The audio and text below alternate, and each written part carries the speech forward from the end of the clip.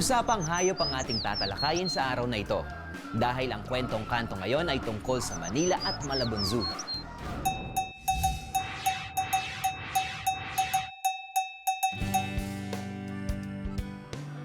Simulan natin ang kwento sa isa sa pinakamatandang zoo sa Asia, ang Manila Zoo na matatagpuan sa kanto ng Adriatico, Manila.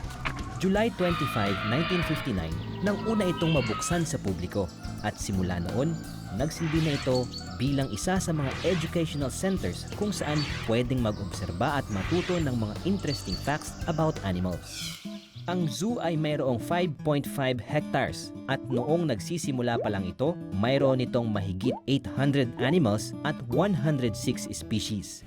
Kabilang sa 106 species ay ang 30 iba't ibang klase ng mammals, 63 reptile species at 13 klase ng ibon. Naninirahan din dito ang ilan sa mga endemic at indigenous species tulad ng bearcat, long-tailed macaques at crocodiles. Pero ang pinakapopular sa mga hayop dito ay si Vishwa Mali, also known as Mali the Elephant, isang orphaned Asian elephant na ipinanganak sa Sri Lanka noong 1974. 3 taon pa lang nang dalhin siya dito sa Manila Zoo. Sa kasamaang palad, dumaranas na ngayon ng matinding depresyon ang 38-year-old elephant dahil sa pangungulila.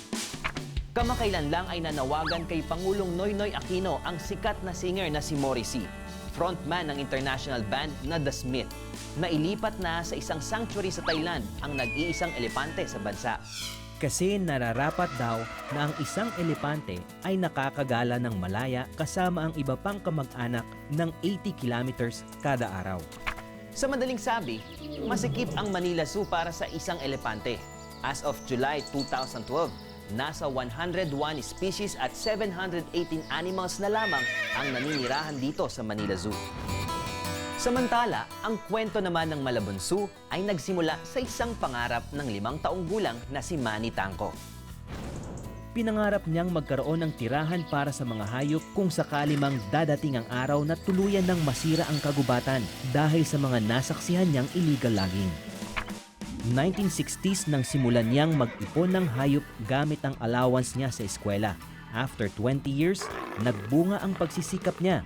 1989 nang magbukas sa publiko ang Malabon Zoo sa First Governor Pascual Street, Barrio Potrero, Malabon. Sa ngayon ay nasa halos 600 animals na ang matatagpuan dito.